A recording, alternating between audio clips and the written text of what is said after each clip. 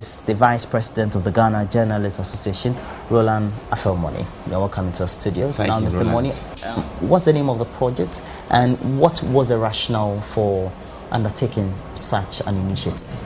And the program is dubbed Using the Media to Promote the Transparency and Credibility of the 2012 elections. You know, we all know that without the media, there cannot be any true democracy. It is ingrained in theory and also rooted in practice. Because the media shed light on the political actors. They engage in what is called sorting, giving the background of the political actors for the voters to make informed choices at the polls. And then they also give a sense of ownership to the electorate so that they be part and parcel of the political system. And so without the media, you can imagine what will happen. And thankfully, Ghana strives cause of appreciation nationally and internationally, because the media have been active in shaping our political destiny. So, how did this project come about? Where are you getting the funding from, and what is the span of the project? An NGO new on the block, Star Ghana, has rallied to our aid with a substantial amount, given the flurry of activity we intend to undertake. Under the program, we engage the EC and other stakeholders regularly to tell us, how they are going about their job, the challenges they face, and how they clear the hurdles which come their way.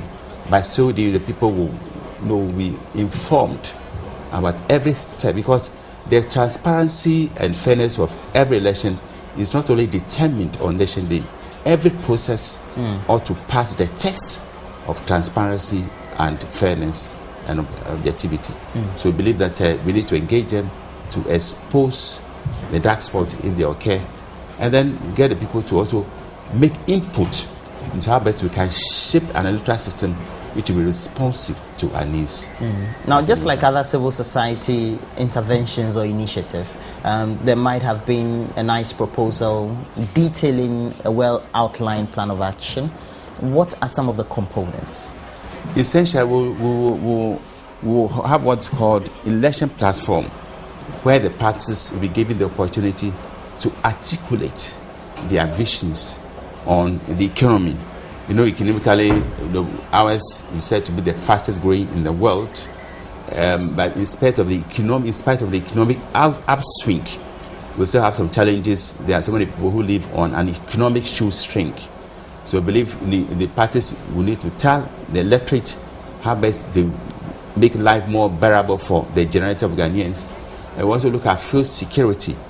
Even though we have everything in abundance, rainfall, land, and all that, but food is still an issue, because it said that any economy which